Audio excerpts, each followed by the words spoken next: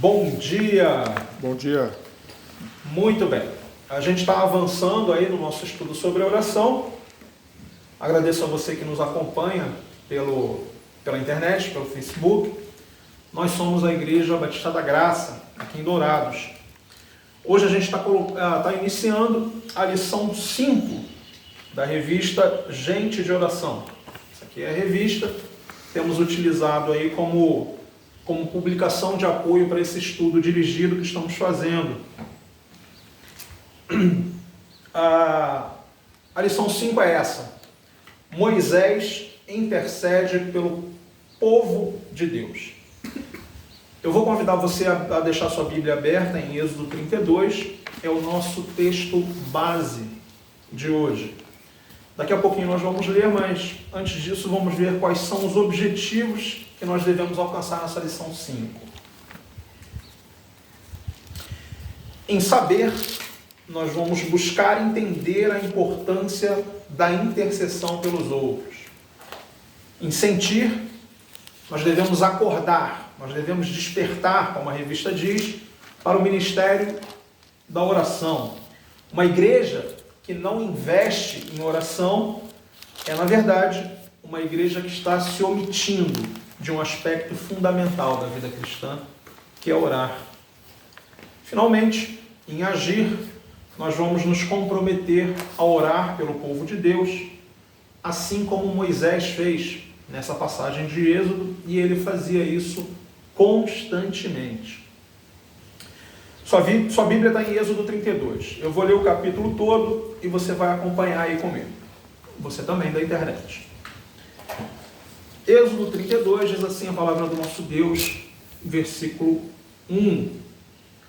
Mas, vendo o povo que Moisés tardava em descer do monte, acercou-se de Arão e lhe disse: levanta-te, faze-nos deuses que vão adiante de nós. Pois, quanto a este Moisés, o homem que nos tirou do Egito, não sabemos o que lhe terá sucedido. Disse-lhes Arão: tirai as argolas de ouro das orelhas de vossas mulheres, vossos filhos e vossas filhas, e trazei-mas. Então todo o povo tirou das orelhas as argolas e as trouxe a Arão. Este, recebendo-a das suas mãos, trabalhou o ouro com buril e fez dele um bezerro fundido. Então disseram: são estes, ó Israel, os teus deuses que te tiraram da terra do Egito. Arão, vendo isso, edificou um altar diante dele e, apregoando, disse: amanhã será festa ao Senhor. No dia seguinte madrugaram e ofereceram holocaustos e trouxeram ofertas pacíficas. E o povo assentou-se para comer e beber e levantou-se para divertir-se. Então disse o Senhor a Moisés: vai, desce, porque o teu povo, que fizeste sair do Egito, se corrompeu e depressa se desviou do caminho que lhe havia eu ordenado. Fez para si um bezerro fundido e o adorou, e lhe sacrificou, e diz: são estes, ó Israel, os teus deuses que te tiraram da terra do Egito. Disse mais o Senhor a Moisés: tenho visto esse povo, e eis que é povo de dura cerviz. Agora, pois, deixa-me, para que se acenda contra eles o meu furor, e eu os consuma, e de ti farei uma grande nação. Porém Moisés suplicou ao Senhor, seu Deus, e disse: por que se acende, Senhor, a tua ira contra o teu povo, que tiraste da terra do Egito com grande fortaleza e poderosa mão? Porque hão de dizer os egípcios: com maus intentos os tirou, para matá-los nos montes e para consumi-los da face da terra. Torna-te do furor da tua ira e arrepende-te deste mal contra o teu povo. Lembra-te de Abraão, de Isaque e de Israel, teus servos, aos quais por ti mesmo tens jurado e lhes disseste: multiplicarei a vossa descendência como as estrelas do céu, e toda esta terra de que tenho falado, dá-la-ei a vossa descendência, para que a possuam por herança eternamente. Então se arrependeu o Senhor do mal que lhe dissera havia de fazer ao povo. E voltando-se, desceu Moisés do monte com as 2 tábuas do testemunho nas mãos. tábuas escritas de ambos os lados, de um e de outro lado estavam escritas. As tábuas eram obra de Deus. Também a escritura era a mesma escritura que Deus, a mesma escritura de Deus, esculpida nas tábuas. Ouvindo Josué a voz do povo que gritava, disse a Moisés: há alarido de guerra no arraial. Respondeu-lhe Moisés: não é alarido dos vencedores, nem alarido dos vencidos, mas alarido dos que cantam é o que eu ouço. Logo que se aproximou do arraial, viu ele o bezerro e as danças. Então, acendendo-se-lhe a ira, arrojou das mãos as tábuas e quebrou-as ao pé do monte. E pegando no bezerro que tinham feito, queimou e o reduziu a pó, que espalhou sobre a água e deu de beber aos filhos de Israel. Respondeu-lhe Arão: não se acenda antes. Depois perguntou Moisés a Arão: que te fez este povo que trouxeste sobre ele tamanho pecado? Respondeu-lhe Arão: não se acenda a ira do meu senhor, tu sabes que o povo é propenso para o mal. Pois me disseram: faze-nos deuses que vão adiante de nós. Pois quanto a este Moisés, o homem que nos tirou da terra do Egito, não sabemos o que lhe terá acontecido. Então eu lhes disse: quem tem ouro, tire-o. Deram-no, e eu lancei no fogo, e saiu este bezerro. Vendo Moisés que o povo estava desenfreado, pois Arão o deixara solta para a vergonha no meio dos seus inimigos, pôs-se em pé à entrada do arraial e disse: quem é do Senhor, vem até mim. Então se ajuntaram a ele todos os filhos de Levi, aos quais disse: assim diz o Senhor, o Deus de Israel, cada um cinja a espada sobre o lado, passai e tornai a passar pelo arraial de porta em porta, e mate cada um a seu irmão, cada um a seu amigo e cada um a seu vizinho. E fizeram os filhos de Levi segundo a palavra de Moisés, e caíram do povo naquele dia uns 3.000 homens. Pois Moisés dissera: consagrai-vos hoje ao Senhor, cada um contra o seu filho e contra o seu irmão, para que ele vos conceda hoje bênção. No dia seguinte disse Moisés ao povo: vós cometestes grande pecado, agora porém subirei ao Senhor e porventura farei propiciação pelo vosso pecado. Tornou Moisés ao Senhor e disse: ora, o povo cometeu grande pecado, fazendo para si deuses de ouro. Agora, pois, perdoa-lhe o pecado, ou senão risca-me, peço-te, do livro que escreveste. Então disse o Senhor a Moisés: riscarei do meu livro todo aquele que pecar contra mim. Vai, pois, agora e conduze o povo para onde te disse. Eis que o meu anjo irá diante de ti, porém no dia da minha visitação vingarei neles o seu pecado. Feriu, pois, o Senhor ao povo, porque fizeram o bezerro que Arão fabricara. Vamos orar. Senhor Deus, somos gratos a Ti pela Tua eterna palavra. Te agradecemos, Pai, pela oportunidade que temos de estudar os Teus decretos, entender o Teu caráter e, assim, Pai, podemos andar no centro da Tua vontade. Te pedimos, Senhor Deus, que o Senhor ilumine o nosso entendimento para que nós alcancemos coração sábio diante de Ti. Perdoa, Senhor, os nossos pecados que tanto ofendem a Tua santidade. Nos merecimentos e no nome glorioso e santo do nosso amado Senhor eterno, Salvador Jesus Cristo, que nós vamos te render louvor desde agora e para todo sempre. Amém. Amém. Muito bem. Eis aqui, no slide, um homem notável. De todo o Antigo Testamento, talvez Moisés seja o personagem humano de maior importância.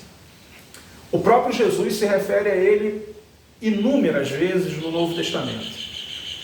A maior parte dos teólogos concorda em dizer que Deus usou Moisés, que na verdade Moisés é o escritor dos 5 primeiros livros da Bíblia, o Pentateuco. Moisés também foi o homem que Deus usou para nos revelar como ele criou os céus e a terra, visto que ele escreveu o livro de Gênesis.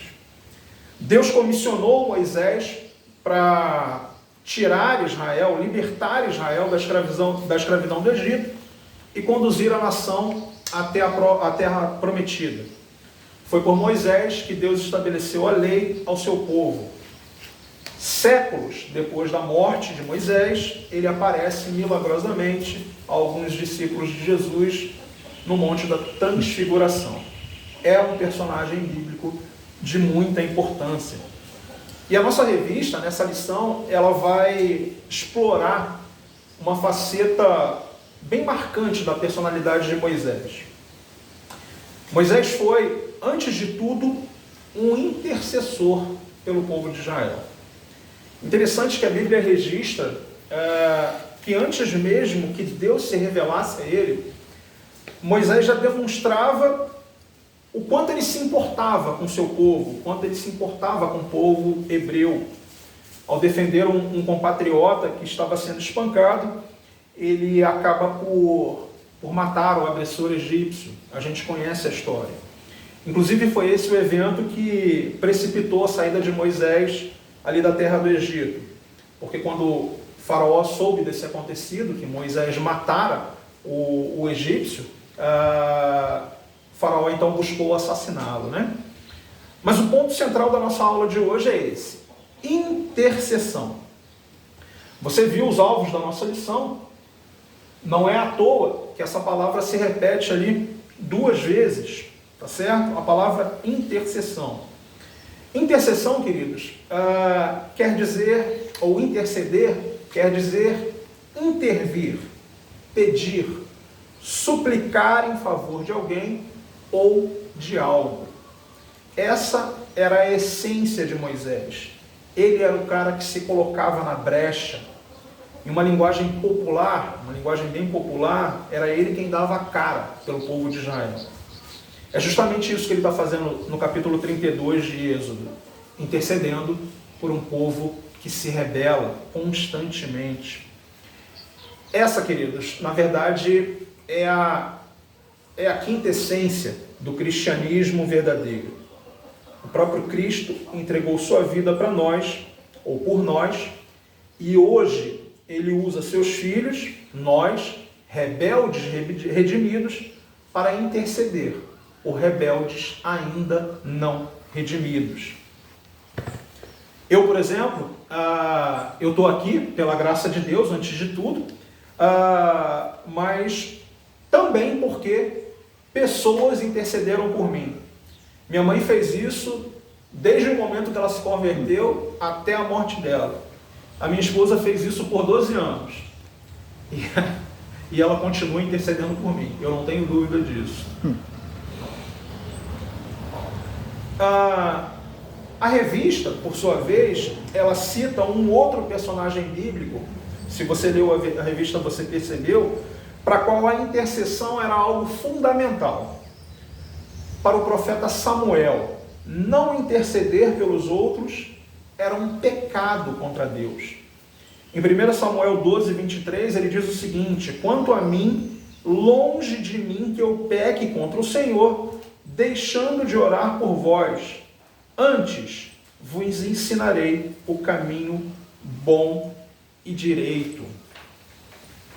É isso que a gente busca fazer aqui na nossa igreja. Talvez seja esse um dos nossos princípios fundamentais, né? Além de levar o evangelho aos perdidos, também interceder. Como eu disse no começo, uma igreja que não ora, ela está negligenciando o poder e a autoridade de Deus sobre a vida dos seus membros, né? A igreja é o corpo de Cristo, e fazendo assim, deixando de orar, ela negligencia essa parte. Mas voltando ao texto bíblico, o capítulo 32 de Êxodo, ele começa com uma conjunção adversativa. Se você olhar aí, o versículo 1 de Êxodo 32 começa com o nosso famoso mas. Essa pequena Mas, importante palavrinha, ela está justamente fazendo a junção com o contexto, todo o contexto que antecede o capítulo 32. E esse contexto, ele vai de Êxodo 19 até 31. Haviam se passado 3 meses da saída de Israel do Egito. O povo estava acampado no deserto, aos pés do Monte Sinai. Moisés sobe o monte para receber de Deus a sua lei. E sendo Deus zeloso e fiel à sua palavra, ele explica a Moisés com riqueza de detalhes, para que não sobre dúvidas. Obviamente isso levou um bom tempo. A Bíblia não registra com exatidão quanto tempo Moisés ficou na presença de Deus naquela ocasião, no Monte Sinai, mas abre o capítulo 32 afirmando: vendo o povo que Moisés tardava em descer do monte, acercou-se de Arão e lhe disse: levanta-te, faze-nos deuses que vão adiante de nós, pois quanto a este Moisés, o homem que nos tirou do Egito, não sabemos o que lhe terá sucedido. É impressionante. Israel tinha acabado de passar, de contemplar, de testemunhar todas as maravilhas que Deus era capaz de fazer e já está aqui duvidando dos propósitos e do poder desse mesmo Deus. Então chama atenção aqui, principalmente, a inconstância da fé de Israel, desde o berço, desde o nascedouro daquela nação. Ao longo de toda a história do povo de Deus, na verdade, salta aos olhos essa rebeldia contra o Senhor. São ciclos, né? Se você pegar ali a história de Israel, você vai perceber que são ciclos, digamos, de altos e baixos. Israel vinha em um bom relacionamento com Deus e caía absurdamente e num abismo mesmo, e aí Deus levantava um homem ou uma mulher para que conduzisse a nação de volta. Então, assim, vinha o juízo, Deus sempre mandava o juízo sobre Israel, mas sempre levantava um homem para que trouxesse de volta a nação para o seu rumo. Essa é basicamente o resumo da história de Israel. Então, pela misericórdia de Deus, homens e mulheres sempre se levantavam como intercessores, tanto em Israel quanto na igreja de Cristo. E essa rebeldia constante de Israel, essa alternância, digamos assim, de fé ou de devoção e rebeldia, ela vai culminar justamente lá em Roma, na província romana da Judéia, quando líderes religiosos judeus entregam o próprio Messias para ser crucificado. Ele veio para os seus, mas os seus não o receberam, por incrível que pareça. Mas voltando a Moisés, Moisés foi justamente um dos homens mais proeminentes desses homens e mulheres que se colocaram na brecha, que se levantaram como intercessores, tanto em Israel quanto na igreja de Cristo. E aqui para nós, Deus te escolheu, Ele te salvou e hoje Ele te chama para ser um intercessor tão diligente quanto foi Moisés. A nossa revista, no último parágrafo da introdução, aí na página 25, diz assim, logo antes aí do ponto 1. Estão acompanhando aí? Eu não lembro qual, a página 25, certo? É isso? 26 na revista nova 26. Ok. Então diz assim, a lição de hoje, é isso? Nos desafia. Isso. Alguém gostaria de ler? Posso ler? A lição de hoje nos desafia a esse ministério de intercessão, na inspiração do exemplo de Moisés, que no momento crucial, quando Jeová se irou contra Israel, querendo destruí-lo por causa da corrupção licenciosa e idólatra, orou pelo povo. Queremos enfocar 3 tópicos dessa história de intercessão para melhor compreensão. Os tópicos você observa ao longo da revista. O tópico número 1 é intercede com amor. E esse tópico está subdividido aí, pormenorizando esse amor. Amor para com o povo de Deus, amor para com Deus. O tópico número 2, intercede com verdade. E o tópico número 3, intercede com visão. Nós não vamos entrar nos 3 tópicos hoje, a gente não vai mergulhar nesses 3 tópicos hoje. A gente vai parar por aqui. Mas antes de encerrar, eu queria lançar um desafio para vocês. Tanto para você que está aqui, quanto para você que nos assiste aí no Facebook. Então eu gostaria que você tirasse um tempo durante a sua semana, porque Êxodo 32 é um capítulo extremamente interessante, tem muita coisa aí, mas eu queria chamar a atenção para esses 2 tópicos que estão aqui no slide. Talvez você aí no Facebook, na nossa transmissão, não consiga ver claramente, então eu vou ler para que seja entendido. Para a nossa igreja, eu vou tirar uma foto desse slide e vou colocar no grupo da igreja, tá? Para ficar durante a semana como nossa reflexão. Então o tópico número 1 é o seguinte: Êxodo 32 trata, entre outros assuntos, da idolatria de Israel. De fato, eles fizeram para si um bezerro de ouro. Embora fossem o povo de Deus e tivessem sido libertados pela poderosa mão do Senhor da escravidão no Egito, os israelitas ainda eram muito egípcios em seus sentimentos, pensamentos e hábitos. Essa expressão, eram muito egípcios, está aí entre aspas. Porque assim, é como se a gente fosse, trazendo para o exemplo da igreja, é como se a gente fosse tirado do mundo, e de fato a gente mas depois que a gente se converte, ainda há o processo de santificação. É o processo pelo qual o mundo sai de nós.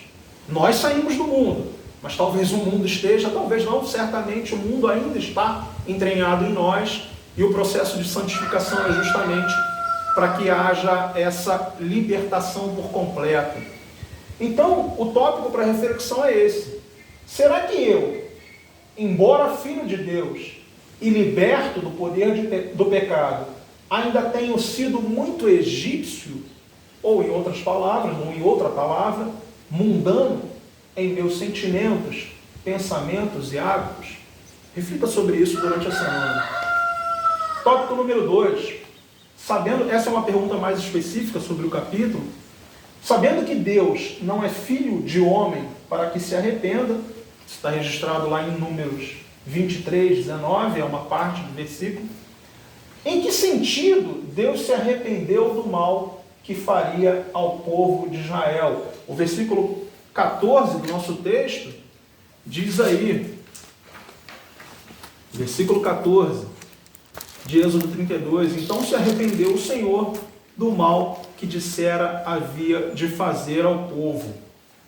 A palavra de Deus diz que Deus não é filho de homem para que se arrependa.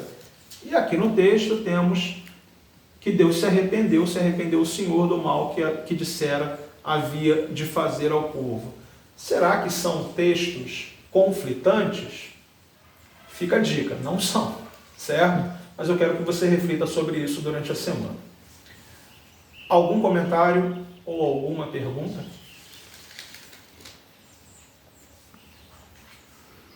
De fato, é um texto que tem muita coisa, mas é interessante focar nessa parte da intercessão. Mas tem lições para todo lado aqui. É o clássico, né?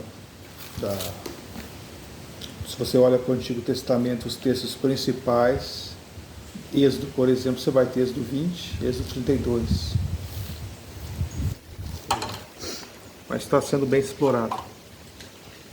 Amém. Então, pastor, se eu puder encerrar orando.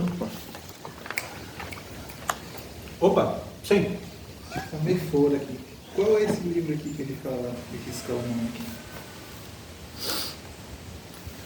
Na revista ou no... Está no texto, né? Ah, tá. Qual é o versículo aí? Se não me engano, está no final aqui. 33. 33. Então disse o Senhor a Moisés: riscarei do meu livro todo aquele que pecar contra mim. Esse é um texto interessante porque ele pode gerar uma interpretação equivocada, né? Há uma, digamos assim, uma discussão teológica, até saudável, mas que eu acho um pouquinho sem propósito, na verdade, porque para mim essa parte é muito clara, né? Sobre se alguém que se converte ou alguém que Deus de fato resgata e tira, liberta a pessoa do poder do pecado, se ela pode perder a salvação. Eu tenho plena convicção, pelo que a gente entende da palavra de Deus, que não, em absoluto, uma vez salvo, não se perde a salvação, certo? E parece ser um texto conflitante com essa ideia, com essa noção, com esse princípio bíblico, porque o Senhor diz a Moisés: riscarei do meu livro todo aquele que pecar contra mim. Aqui na minha Bíblia, ele faz uma referência cruzada com Apocalipse, com o texto em Apocalipse 3:5. Vamos folhear a nossa Bíblia. Aproveita que você está no começo da Bíblia e folheia aí até o final. Vai bem devagar. Isso, vai bem devagarinho, até Apocalipse 3, versículo 5.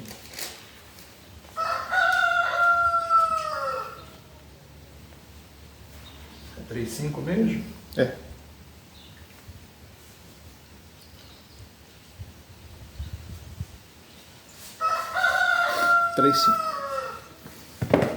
Sim. Diz assim: o vencedor será assim vestido de vestiduras brancas, e de modo nenhum apagarei o seu nome do livro da vida. Pelo contrário, confessarei o seu nome diante de meu Pai e diante dos seus anjos. Aqui é interessante. A minha maneira de entender isso aqui, esse questionamento seu, Milton, e o pastor com certeza vai contribuir com essa noção. Em Êxodo 33, Deus está lidando exatamente com Israel.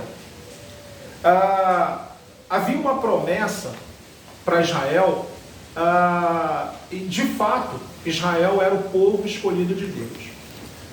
O povo separado por Deus para ser santo, e foi por Israel que veio o Messias, e para que fosse de fato o povo que tivesse plena comunhão com Deus. Mas a gente vê ao longo da história de Israel que nem todo israelita é de fato um israelita. É interessante porque quando Jesus encontra Natanael, se eu não estou enganado, quando ele chama Natanael para que o siga, Jesus fala sobre Natanael o seguinte: eis aí um verdadeiro israelita, em quem não há dolo. O que Cristo estava querendo dizer? Que havia israelitas e israelitas. A Bíblia fala de um remanescente fiel em Israel que perseverar até o fim. Na minha maneira de entender, Deus aqui está dizendo que quem será apagado do livro é de fato aquele que talvez nunca tenha sido escrito. Aquele que de fato nunca se converteu. Aquele que de fato nunca esteve debaixo da autoridade do Senhor de fato. Era apenas judeu por nascimento, era de fato o povo da promessa, mas nunca se comprometeu de fato com Deus. E é interessante que nesse mesmo texto, em Êxodo 32, a gente tem essa cena que gera um pouco, ela é surpreendente, ela é marcante. 3.000 homens do povo de Israel caem. Então, assim, são desses que Deus de fato risca do seu livro. Mas aqui ele está se referindo a Israel. Pelo menos essa é a minha maneira de entender. Lá na frente, em Apocalipse, quando Jesus fala: o vencedor será assim vestido de vestiduras brancas, e de modo nenhum apagarei o seu nome do livro da vida. Pelo contrário, confessarei o seu nome diante de meu Pai e diante de seus anjos. Note que ele está escrevendo à igreja em Sardes. Então ele está falando à igreja. E a igreja é, de fato, aqueles que são salvos. Então, digamos assim, que o público, para quem é dirigido as duas mensagens que são concorrentes aqui, é diferente. Deus risca do nome, ou risca do livro, aqueles que de fato nunca pertenceram a ele. Mas os que pertencem a ele, os que pertencem a Cristo, de modo nenhum apagarei o seu nome do livro da vida. Pelo contrário, confessarei o seu nome diante do meu Pai e diante dos seus anjos. Pastor, você quer contribuir? Então, você tem que interpretar as escrituras com as escrituras, né? Se você pegar esse texto sozinho, dá a entender algumas questões, dá a entender que o nome pode ser riscado, e claro, você entende que isso tem a ver com você ser condenado por Deus. Saiu do livro de Deus, né? O livro é mencionado lá em Apocalipse 3:5, mas pela Bíblia o que a gente vê é que Deus nunca riscou o nome de alguém do livro. Você não tem um relato e Deus riscou o nome do livro, né? Embora o que Deus fala eu posso riscar se eu quiser, porque o livro não está acima de mim. Entende? Eu tenho autoridade sobre o livro. Eu nunca risquei, eu não vou riscar, mas se eu quisesse eu riscaria, porque o livro não está acima de mim. O que a gente pode ver, por exemplo, em João 10, fala, vou ler só 2 versículos aqui, eu lhes dou a vida eterna, jamais perecerão, ninguém as arrebatará da minha mão, aquilo que o Pai me deu é maior do que tudo, e da mão do meu Pai ninguém pode arrebatar. Então Cristo está falando que as ovelhas dele não vão sair da mão dele. Igual ele falou para Apocalipse 3:5, ele não vai riscar aqueles que são dele. Então não existe essa possibilidade de uma pessoa que é salva perder a salvação. Essa é a grande questão. Mas o que é interessante no texto, que é o que Paulo também menciona, que é ilustrado também em João 10, né? Que Cristo fala que o bom pastor, ele dá a vida pelas ovelhas, eu sou o bom pastor. E em Moisés, você vê Moisés dizendo para Deus, Senhor, eu prefiro estar perdido a eternidade toda do que ver esse povo perecendo. Ele dá a vida, ele está falando, eu dou minha alma para esse povo, né? E você vê Paulo também falando, eu desejaria ser anátema, separado do povo de Deus, para que eles fossem salvos. E o próprio Cristo fez isso quando ele se submete à morte de um transgressor. Ele se submete a morrer na cruz, né, que é a pior morte para o pior crime. E ele faz isso por nós. Então é o bom pastor que dá a vida por nós. Moisés estava ali, na verdade, levantando uma questão e mostrando o amor dele, que vai ser falado na revista logo mais, o amor dele pelo povo, né? Ele não estava ali para simplesmente tosquear as ovelhas e comer a carne. Ele amava aquele povo a ponto de dar a vida dele, e no caso a alma dele para isso, né? Mas vai ser explorado isso mais no decorrer. Vamos lá. Obrigado, Senhor, porque o Senhor cuida de nós. O Senhor Jesus Cristo deu a vida dele por nós. E isso foi ilustrado por Moisés, foi ilustrado por Paulo. E que seja também ilustrado pelas nossas vidas. Que possamos ter o mesmo sentimento que houve em Cristo, de dar a vida pelos nossos irmãos, pelas ovelhas que o Senhor tem colocado nesse pasto, que são suas. Te louvamos, Senhor, por esse texto, por essa aula que ouvimos, e pedimos que nos ajude a, nessa semana, realmente meditarmos no texto e procurarmos crescer no conhecimento do Senhor através dessa ferramenta. Em nome de Jesus, amém. Amém.